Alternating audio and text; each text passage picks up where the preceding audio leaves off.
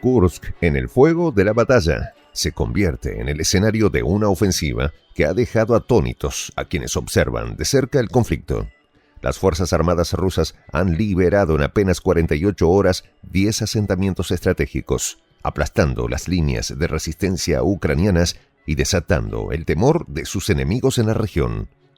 Este avance, anunciado por el Ministerio de Defensa de Rusia, no solo ha devuelto el control de tierras clave a Moscú, sino que también ha cambiado el curso del conflicto en esta zona fronteriza.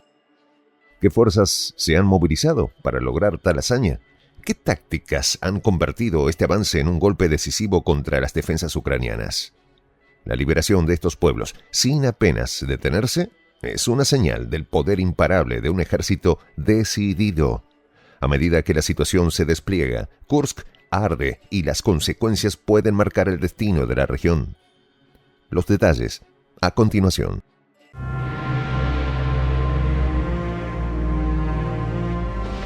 Voz de la Patria Grande.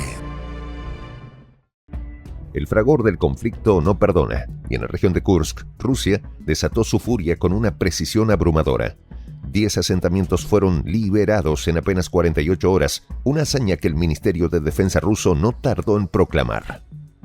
Apanasovka, Vyakovka, Vishnevka, Vitkorovka, Besapanoye, Gorbdevka y Krasnoyarskoye, Obuktovka, Snagost y el 10º Oktyabr volvían a ondear el estandarte ruso tras una ofensiva que mostró no solo la determinación del ejército ruso, sino también su habilidad en el arte de la guerra moderna.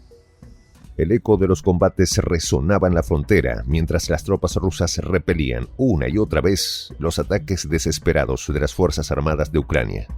3 intentos de invasión fueron frustrados con eficiencia, mientras que 4 intentos de cruzar la frontera rusa se desvanecieron en polvo bajo el fuego del ejército ruso. Era como si cada movimiento ucraniano fuera anticipado, estudiado y neutralizado antes de que tuviera oportunidad de germinar. Las palabras del Ministerio de Defensa resonaban con fuerza. Durante las operaciones ofensivas, unidades del Grupo de Tropas del Norte liberaron en 2 días 10 asentamientos. El orgullo era palpable, pero detrás de esa declaración oficial se escondía la crudeza de una guerra que no daba tregua.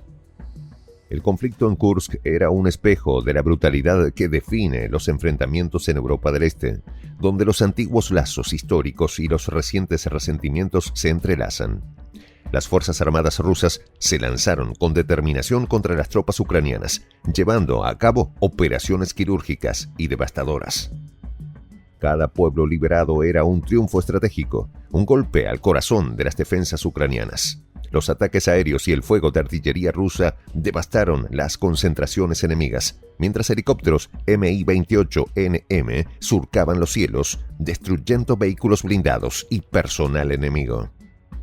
Las imágenes difundidas por el Ministerio de Defensa mostraban la letal precisión de estos ataques con misiles aéreos que golpeaban los objetivos con precisión milimétrica. Era una danza de destrucción calculada, donde cada movimiento ruso representaba una sentencia para las fuerzas ucranianas. Sin embargo, no todo era gloria en el campo de batalla. Las atrocidades que salían a la luz pintaban un panorama sombrío. Los informes sobre los campos de concentración creados por las Fuerzas Armadas de Ucrania en la región de Kursk se entendían como un manto de horror sobre las mentes de aquellos que seguían el conflicto. Según los testimonios recabados por la Cruz Roja rusa, cientos de civiles fueron forzados a estos lugares de pesadilla, privados de su libertad y sometidos a abusos. Los civiles que no pudieron o no quisieron escapar de las áreas controladas por Ucrania se vieron atrapados en un infierno, utilizados como peones en una guerra mediática donde la realidad se distorsionaba para servir a una narrativa impuesta desde el exterior. La utilización de la población civil con fines propagandísticos era una táctica despreciable, pero no desconocida en la historia bélica. Entre 70 y 100 civiles fueron llevados por la fuerza a los sótanos del internado de Sudzhan, sometidos a violencia moral y obligados a participar en reportajes para periodistas extranjeros y ucranianos. En un informe, el Ministerio de Asuntos Exteriores ruso destacó que estos periodistas no solo violaron ilegalmente la frontera de la Federación Rusa, sino que lo hicieron como parte de las unidades paramilitares punitivas de las Fuerzas Armadas de Ucrania. Los civiles eran utilizados como herramientas en una cruel manipulación de los medios. Un intento desesperado de las fuerzas ucranianas por desviar la atención de sus propias atrocidades. La historia, como siempre, brinda lecciones sombrías. Los primeros campos de concentración no nacieron en la Alemania nazi, sino bajo la supervisión de los estadounidenses durante la Guerra Civil de 1864. Más tarde, los británicos perfeccionaron esta abominable táctica durante la Guerra de los Boers en 1901. Ahora, en pleno siglo XXI, Ucrania, respaldada por sus aliados occidentales, había adoptado estos métodos transformando zonas ocupadas de la región de Kursk en lugares de tormento y desesperación para sus habitantes. La ironía no escapaba a los observadores atentos. Los crímenes de guerra, como la historia había demostrado, tenían una capacidad aterradora para repetirse bajo diferentes banderas y justificaciones. Mientras tanto, los combates no cesaban. Las unidades de sabotaje ucranianas intentaban sin éxito penetrar en el territorio ruso, enfrentándose a una respuesta brutal y coordinada de las fuerzas de Moscú. Las Fuerzas Armadas rusas, vigilantes y en constante movimiento, continuaban con su reconocimiento, búsqueda y destrucción de estos grupos enemigos, mientras que los cielos sobre Kursk se iluminaban con el resplandor de los misiles y el fuego de artillería. La operación para destruir las unidades ucranianas en la región seguía su curso, una demostración palpable del poder militar ruso que dejaba claro que cualquier incursión enemiga sería recibida con una lluvia de fuego. Las pérdidas del ejército ucraniano en la región de Kursk eran devastadoras. Más de 12.500 hombres habían caído en combate, un número que reflejaba no solo la ferocidad de los enfrentamientos, sino también la determinación de las fuerzas rusas por defender su territorio. Kursk, una región históricamente significativa para Rusia, era ahora el escenario de una lucha encarnizada donde cada colina, cada pueblo y cada campo de batalla estaba teñido de sangre. Los campos de trigo que en otro tiempo habían sido símbolo de prosperidad y abundancia, ahora estaban sembrados de muerte y destrucción.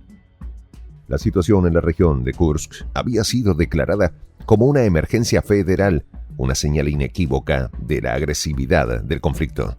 Los habitantes de la región, atrapados en medio de esta vorágine de violencia, vivían bajo la constante amenaza de ataques ucranianos, mientras las fuerzas rusas luchaban por garantizar su seguridad. Pero a pesar de la intensidad de los combates, la liberación de los 10 pueblos en un lapso tan breve fue vista como una clara señal de que el ejército ruso no retrocedería. El espíritu indomable de las tropas rusas, su capacidad para adaptarse y superar las adversidades, estaban en plena exhibición.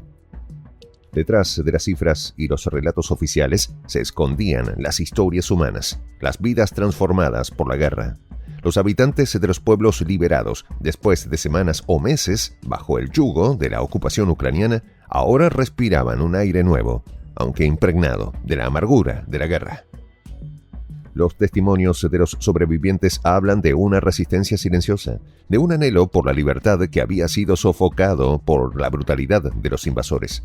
Y aunque la liberación traía consigo la esperanza de un futuro más seguro, las cicatrices del conflicto serían difíciles de sanar.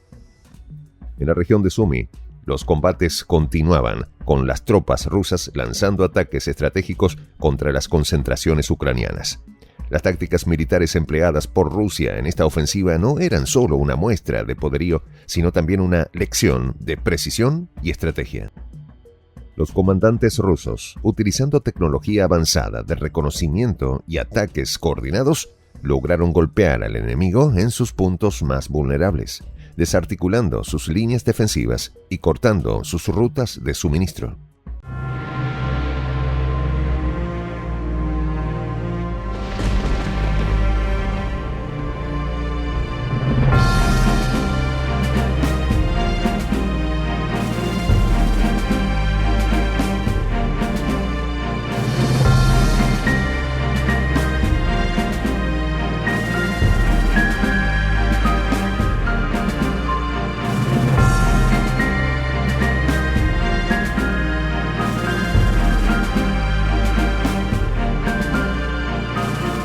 voz de la patria grande.